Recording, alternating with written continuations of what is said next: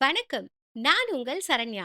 இன்னைக்கு நம்ம கூட சித்த மருத்துவர் மிஸ்டர் சி.எம். சதீஷ்குமார் அவர்கள் இணைந்துள்ளார். அவர்கிட்ட நாம இன்னைக்கு இந்த எபிசோட்ல கண் சம்பந்தப்பட்ட பிரச்சனைகளுக்கு தீர்வு என்ன இருக்குன்றத கேட்டு தெரிஞ்சுக்க போறோம். வாங்க நம்ம சார் கிட்டயே பேசலாம். வணக்கம் சார். எப்படி வணக்கம்மா. இருக்கீங்க? எப்படி இருக்கீங்க? நல்லா நல்லா இருக்கேன் சார். இருக்கோம். நன்றி. இன்னைக்கு நன்றி. பார்த்தீங்கன்னா, கண் சம்மந்தப்பட்ட பிரச்சனைகள் நெறைய இருக்கு சார். அதுவும் சின்ன குழந்தைங்கள்லேருந்து பெரியவங்க வரைக்கும் எல்லாருமே மொபைல் ஃபோன் யூஸ் பண்றாங்க. டிவி பார்க்குறாங்க, சிஸ்டம் பார்க்குறாங்க. அதனால இந்த கண் பிரச்சனைகள் அதிகமா இந்த காலத்துல இருந்துகிட்டே இருக்கு. இதுக்கு என்ன காரணம்? இதுக்கு என்ன தீர்வு இருக்குன்னு நாங்க தெரிஞ்சுக்க விரும்புறோம் சார். கண்டிப்பா. அதாவது வந்து கண் பிரச்சனைகள் எதனால வருது அப்டின்னா, இப்ப ரொம்ப காமனா வந்து கண் பிரச்சனை வந்து இருக்கிறது, லென்ஸ் பவர் பிரச்சனை. அதாவது வந்து ஒண்ணு கிட்ட பார்வையா இருக்கும், இல்ல தூர பார்வையா இருக்கும். அதுக்கு நம்ம வந்து கண்ணாடி, லென்ஸ் இதெல்லாமே வைக்கிறோம். இல்லைங்களா? கண்ணாடி போட்டா அந்த ப்ராப்ளம் வந்து சரியாகுது. ஏன் இந்த பிரச்சனை வருது அப்டின்னாக்கா, ஃபர்ஸ்ட்டு நம்ப கண்ணோட செயல்பாட வந்து புரிஞ்சுக்கணும். கண் வந்து என்ன பண்ணும் அப்டின்னா, ஒளி அலைகளை நம்ம மூளை புரிஞ்சுக்கிற மாரி உள்ள உணர்வு அலைகளா மாற்றுது. அதாவது வந்து ஒளியானது ஒரு பொருள் மேல பட்டு, நம்ம கண்ண வந்து அடையுது. அந்த கண்ல அந்த ஒளி ஆற்றல வந்து நம்ப அது உணர்வாற்றலா நம்ம மூளை புரிஞ்சுக்கிற அளவு மாத்தி தர வேலைய தான் கண் வந்து செய்யப்படுது. அப்போ இந்த இடத்துல இந்த ஒளிய ப்ராசஸ் பண்றது தான் இந்த கண்ணோட வேல. இப்போ அந்த கண்ணுல நமக்கு அந்த ஒளி தொடர்ந்து எக்ஸ்போஸ் ஆகுது. அதிகப்படியா நம்ம எக்ஸ்போஸ் பண்ணிட்டே இருக்கோம் அப்டின்னாக்க, கண் வ அ இந்த லைட் சோர்ஸ்ன்றது வந்து ஒரு வெப்பத்தன்மை வாய்ந்த பொருளா நம்ம எடுத்துக்கலாம். ஏன்னா, ஒளி ஆற்றல் வந்து வெப்பத்த வந்து குறிக்கக்கூடியது. சரிங்களா? ஸோ, தொடர்ந்து இந்த ஒளி ஆற்றல் வந்து நம்ம கண்ண அடையும்போது, நம்ம கண்கள் ஆட்டோமேட்டிக்கா ட்ரை ஆக ஆரம்பிக்கும். சரிங்களா? அந்த இடம் ஹீட் ஆகும். அந்த ப்ராசஸ் பண்றதே அதோட வேல அதுதான். அ இன்னும் சிம்பிளா சொல்லப்போனோம் அப்டின்னா, இப்போ நம்ப கண்ணாடி வாங்குறோம். கண்ணாடி வாங்கும்போது நமக்கு நல்லா பளபளன்னு நல்லா பிளைனா, நல்லா டிரான்ஸ்பரன்ட்டா இருக்கு. அது நாளாக நாளாக கொஞ்சம் வருஷம் ஆகுதுன்னு வச்சுக்கோங்க. அப்ப அந்த டைம்ல என்ன ஆகுது? கொஞ்சம் மஞ்சள் அடைஞ்சு ஒரு மாரி ஃபேடா இருக்கு இல்லையா? அதுக்கு காரணம் என்னன்னா, அந்த லைட் எக்ஸ்போஷர் தான். அந்த லைட் தொடர்ந்து அந்த கண்ணாடி வழியா பாஸ் ஆகுறதுனால, அது அந்த கண்ணாடி அந்த ரியாக்ட் ஆகி வந்து ஒரு மஞ்சள் தன்மை அடையுது.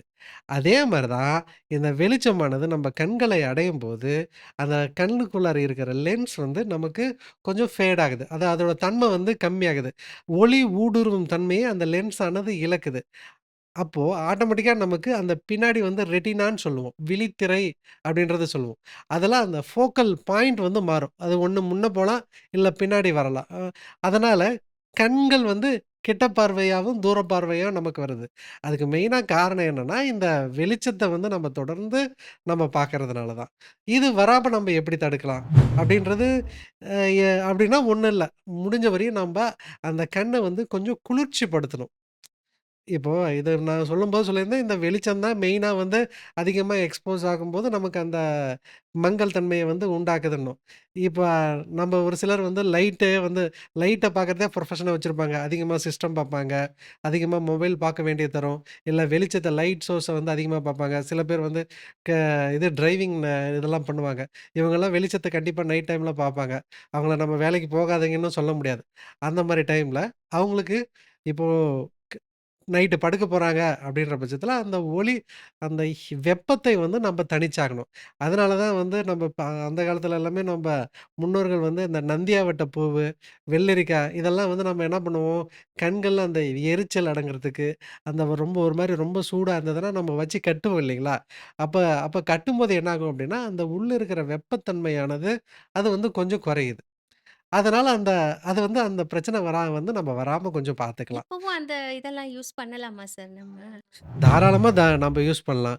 நம்ப இப்ப அந்த கண்களோட வெப்பத்தன்மைய வந்து கம்மி பண்றதுக்கு, நந்தியாவட்ட பூ கிடைச்சுச்சுன்னா ரொம்ப நல்லது. அப்படி இல்லையா, வீட்ல உள்ள ஃப்ரிட்ஜ்ல எல்லார்கிட்டயும் இப்ப வெள்ளரிக்கா ரொம்ப காமனா இருக்கு. இல்லையா, உருளைக்கிழங்கு, தக்காளி எது கிடைக்குதோ, நம்ம அத எடுத்து கொஞ்சம் அந்த குளிர்ச்சி வந்து நம்ம வைக்கும்போது, அந்த அந்த வெப்பத்த வந்து இந்த குளிர்ச்சியான பொருள் வந்து எடுத்துருது. நமக்கு நார்மலாவே கண்ணுல லைட்டா தண்ணி அந்த ஐ வாஷ்க்குன்னு வந்து சில கப்பெல்லாம் இருக்கும். அந்த குளிர்ந்த நீரை எடுத்து கண்ணுக்குள்ளார நம்ம வச்சுட்டு கொஞ்சோண்டு வாஷ் பண்ணிட்டு, கொஞ்சம் குனிஞ்சு கண்ண ஒரு 4 பக்கம் ரொட்டேஷன் பண்ணிட்டு, நம்ப நார்மலா எடுத்து பார்த்தாவே வந்து நமக்கு கொஞ்சம் ஒரு ஃப்ரெஷ்னஸ் வந்து ஃபீல் ஆகும். காரணம் என்னன்னா, அந்த வெப்பத்தன்மை வந்து அது கண்ணுக்கு வந்து ஒரு ஒரு ஒரு இதமான சூழ்நிலைய வந்து குடுக்குது. அந்த வெப்பத்த அகற்றதுனால கொஞ்சம் ஃப்ரீ ஆகுது. இதுவே கொஞ்சம் தொடர்ந்து பண்ணணும்.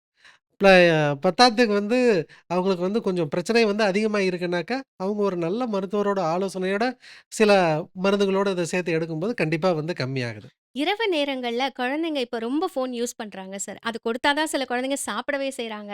இத தவிர்க்கிறது நல்லதுன்னு நீங்க பரிந்துரைக்கிறீங்களா? கண்டிப்பா. அதாவது வந்து குழந்தைங்களுக்கு வந்து ஃபோன் குடுக்குறது வந்து யாருமே வந்து சரின்னு சொல்ல மாட்டாங்க. ஆனா வேற வழி இல்ல. அவங்களோட அடம் பண்ற தன்மை வந்து அதிகமா இருக்கிறது அவங்கள சமாளிக்கிறதுக்காக குடுக்குறாங்க. முடிஞ்ச வரையும் ம க ஏன்னா குழந்தைங்களுக்கு நீங்க ஃபோன் குடுத்தீங்கன்னா பாருங்க, அவங்க ரொம்ப பக்கத்துல வச்சு தான் வந்து பார்ப்பாங்க. அப்ப குழந்தை பருவத்திலே அவங்களுக்கு அந்த கண் பார்வை வந்து பாதிக்கிறதுக்கான தன்மை அதிகமாகுது. ஏன்னா, அந்த லைட் எக்ஸ்போசர்ஸ் வந்து குழந்தைங்களுக்கு வந்து ரொம்ப அதிகமா இருக்கும். ஸோ, ஏன்னா அப்பதான் அந்த கண்கள் வளர்ச்சி அடையக்கூடிய க கண்டிஷன்ல இருக்கும். அப்பவே வந்து அவங்களோட ரொம்ப பக்கமா வச்சு வச்சு பார்த்தாங்க அப்படின்னா, அவங்களோட ஃபோக்கல் லென்த் அதுக்கே வந்து பழகும். அதனால தான் வந்து அதிகமா மொபைல் யூஸ் பண்ற குழந்தைகளுக்கு வந்து கண் பார்வை பாதிக்கக்கூடாது, குடுக்கக்கூடாது அப்படின்றத நம்ப சொல்றோம். சரிங்களா? ஸோ, பெரியவங்க குழந்தைங்க மட்டும் இல்ல, பெரியவங்களும் கொஞ்சம் ஃபோன வந்து கொஞ்சம் மினிமலா யூஸ் பண்றது தான் ரொம்ப நல்லது. நன்றி சார், நன்றி. அடுத்து எனக்கு தெரிஞ்சவங்க ஒருத்தவங்களுக்கு கண் சம்மந்தப்பட்ட பிரச்சனை, அதுவும் நரம்புல பிரச்சனை இருக்குன்னு சொன்னாங்க சார். இது என்ன சார் இது? நரம்புல பிரச்சனை வருமா? கண்டிப்பா. அதாவது வந்து நான் முன்னயே சொல்லியிருந்தேன். கண்ணோட வேலையே அந்த ஒளி அலைகள உணர்வு அலைகளா மாற்றி தர்றது தான் கண்ணோட வேலை அப்படின்றத நம்ம சொல்லியிருந்தோம். அந்த ஒளி அலைகள உணர்வு அலையா மாற்றி கடத்துற வேலைய தான் வந்து இந்த நரம்புகள் செய்யுது.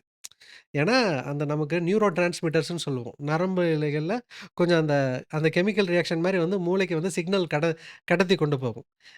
இப்போ அந்த அந்த அந்த ரெட்டினால இருந்து அந்த ஆப்டிக் நர்வ் ஃபைபர்ஸா அது வந்து அப்படியே தொடர்ந்து வந்து போகும்.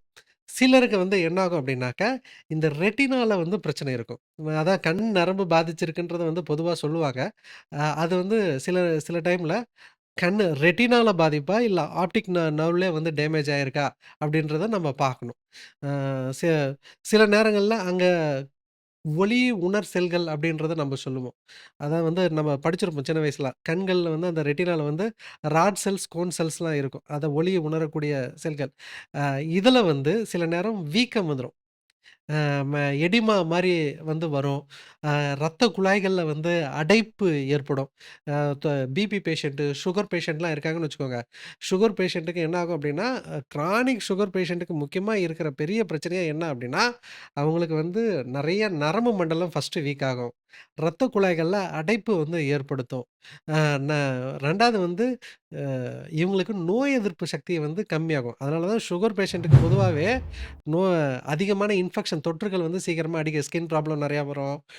அவங்களுக்கு இன்ஃபெக்ஷன் தொற்று நெறையா வரும். அதே மாரி நரம்பு கை, கால் வலி, பல்லு வலிக்கிறது, கால் வலிக்கிறது, க பெ இது பெரிஃபரல் நியூரோபதி நரம்பு, கால் எரிச்சல் இதெல்லாமே ரொம்ப காமனா இருக்கும். அதே மாரி அவங்களுக்கு வந்து ரத்த குழாய்கள்ல அடைப்பு சீக்கிரமா ஏற்படுத்தும். அதனால தான் அவங்களுக்கு அந்த அடைப்பு ஏற்படுறதுனால தான் ஃப்ரோசன் ஷோல்டர் வர்றது, கால்ல வந்து கட்டி புண்ணு மாரி வர்றது. அதனால சில நேரம் ஆம்புடேட் கூட பண்ணி எடுப்பாங்க. இது கிட்னில பாதிப்பு ஏற்படும். அதே மாரி நமக்கு கண்லயும் அந்த ரத்த குழாய்கள் வந்து அடைப்பு வந்து ஏற்படும். இந்த மாரி கண்கள்ல ரத்த குழாய் வந்து சுகர்னால மட்டும் இல்ல, பிபினாலயும் வரலாம். இந்த மாரி நெறைய காரணங்கள்னால வந்து அங்குள்ள ரத்த குழாய்கள் வந்து அடைப்பு ஏற்படும். ரத்த குழாய்கள்ல அடைப்பு ஏற்பட்டுச்சுன்னா என்ன ஆகும்? அது சுத்தி இருக்கிற பகுதிகளுக்கு ஒழுங்கா வந்து பிளட் சப்ளை ஒழுங்கா போகாது. உடனே அந்த இடத்துல வந்து ஒரு ஃப்ளூயிட் கலெக்ஷன் இருக்கும். வீக்கம் நீர் கோர்த்துக்கும். அப்ப ரெட்டினா அந்த நரம்பிழைகள் வந்து தாபிதமா அதாவது வந்து வீங்கி கொஞ்சம் அந்த இடம் செயல்படாத வந்து கொஞ்சம் கண்டிஷன் மாரி வந்து அந்த இடத்துல வந்து இருக்கும். ரத்தக்கட்டுக்கு. இது இதனாலே வந்து அந்த செல்கள் வந்து பாதிக்கப்படுறதுனால, அந்த இடம் வந்து நமக்கு பார்வை இழப்பு வந்து ஏற்படும். அந்த நரம்பு அத தொடர்ந்து இருக்கிற நரம்பு இழைகள் வந்து பாதிக்கப்படும். அதனாலே வந்து அவங்களுக்கு வந்து பார்வை இழப்பு வந்து ஏற்படும். இதுக்கு வந்து முழுமையான தீர்வு குடுத்துற முடியுமா அப்டின்னாக்கா, அது எல்லாருக்கும் அப்டின்றத நம்ம சொல்ல முடியாது. சரிங்களா? இப்போ நம்ப சொல்லுவோம் சித்த மருத்துவத்தில வந்து சின்ன சின்ன ரத்த குழாய்கள் வந்து கேப்லரீஸ் வந்து அடைச்சுச்சுன்னா, அந்த அடைப்புகளை வந்து தீர்ப்பதற்கு வந்து நெறைய நல்ல மருந்துகள் வந்து இருக்கு. சரிங்களா? அந்த அந்த வீக்கத்தை வந்து கம்மிப்படுத்துறதுக்கும், அந்த ஆன்டி இன்ஃப்ளமேட்டரி ஃபங்ஷன்ல வந்து பயன்படுத்தக்கூடிய தாவரத்தின் மூலமாக அந்த ஆன்டி இன்ஃப்ளமேட்டரி ஃபங்ஷன் வந்து குடுக்கக்கூடிய அதுக்கு வந்து பெஸ்ட்டு உதாரணம் சொல்லணும் அப்டின்னாக்கா, மூக்கிரட்டை கீரை அப்டின்றது சொல்லுவான். உடம்புல எங்க வீக்கம் இருந்தாலும் சரி, அ அந்த மூக்கிரட்டை வந்து சிறந்த வந்து அ ஆன்டி இன்ஃப்ளமேட்டரியா வந்து இது பண்ணும். அதே மாரி கண்கள்ல வந்து ஏற்படுற தாபிதங்களுக்கு மூக்கிரட்டைய வந்து நம்ப அந்த வீக்கத்தை வந்து கம்மி பண்றதுக்கு வந்து குடுக்குற பழக்கம் சித்த மருத்துவத்தில இருக்கு. அதே மாரி பூண்டு இந்த மாரி ரத்த குழாய் அடைப்பு சொல்லுவோம் இல்லைங்களா? இப்ப பூண்டு சாப்பிட்டா நமக்கு என்ன ஆகும்?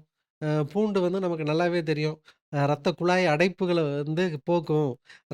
ரத்தத்தை வந்து நீர்மமா வைக்கிறதுக்கு வந்து பூண்டு வந்து ஒரு சிறந்த உணவா வந்து பயன்படுத்தப்படும்.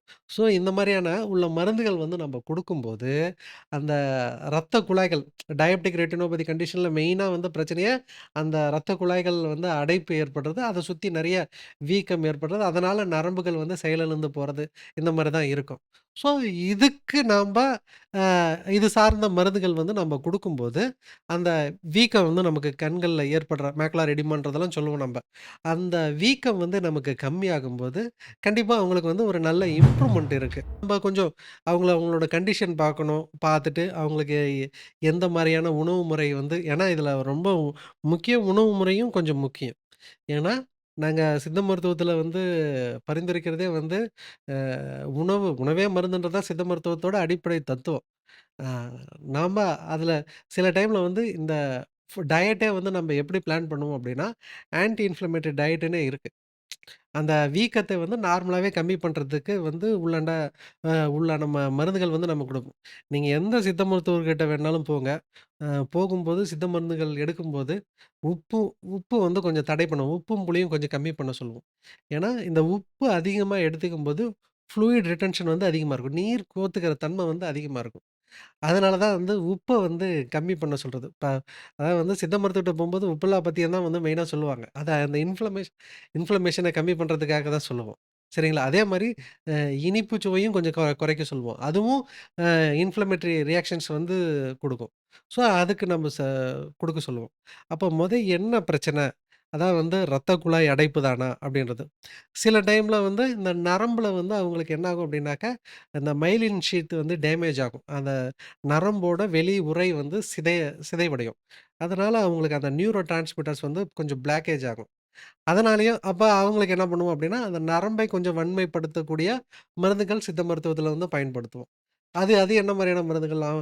நெறைய இருக்கு சித்த மருத்துவத்தில. அதுக்கு பெஸ்ட்டா நம்ம சொல்லணும்னா, அமுக்கரா போன்றது, பூனைக்காளி சூர்ணம் போன்றது, தொட்டால் சிணுங்கி போன்ற மருந்துகள். இந்த மாரியான நெறைய மருந்துகள் சித்த மருத்துவத்தில நரம்புறமாக்கி செய்கையுடைய மூலிகைகள் வந்து இருக்கு. ஸோ, நம்ப உணவும் கரெக்ட்டா குடுக்கணும். அந்த தாபித்தத்த இன்ஃப்ளமேஷன வந்து குறைக்கிறதாவும் இருக்கணும். நரம்புகளை வந்து வன்மைப்படுத்துறதாவும் இருக்கணும். இந்த அடைப்பு ஏதாவது இருந்ததுன்னா, அந்த அடைப்புகளை வந்து கொஞ்சம் கிளியர் பண்றதாவும் இருக்கணும்.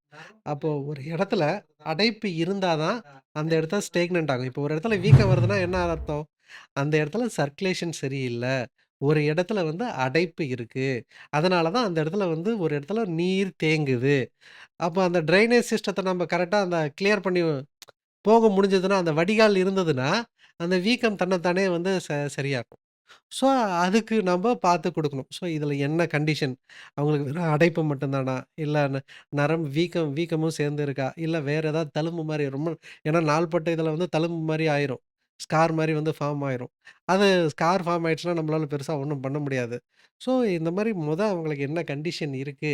அப்படின்றத பார்த்து, அவங்களுக்கு எவ்வளோ பாதிப்பு இருக்குன்றத பார்த்து, எவ்வளோ காலம் இருக்குன்றத நம்ம பார்க்கணும்.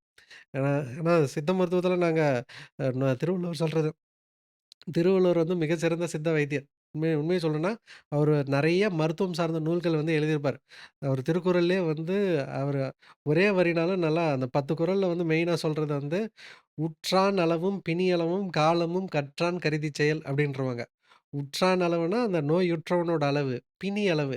எவ்வளோ பிணி அந்த நோயால பாதிக்கப்பட்டுருக்கான் அப்படின்றது முக்கியம். காலம். காலம்னா எவ்வளோ நாளா அந்த நோயில அவன் கஷ்டப்படுறான்றது முக்கியம். ஸோ, இது எல்லாத்தையும் கற்றான் கருதி செயல். அத பத்தி தெரிஞ்சவங்க, இது எல்லாத்தையுமே கணக்கெடுத்துல செய்யணும் அப்படின்றது சொல்லுவாங்க. அதே மாரி தான். கண் சார்ந்த பிரச்சனையா இருந்தாலும், அவனுக்கு என்ன பாதிப்பு, எவ்வளோ நாள் பாதிப்பு, நோயோட தன்மை எல்லாத்தையும் அத அனுசரிச்சு செஞ்சா தான் நமக்கு அதுலருந்து கெடைக்கும்.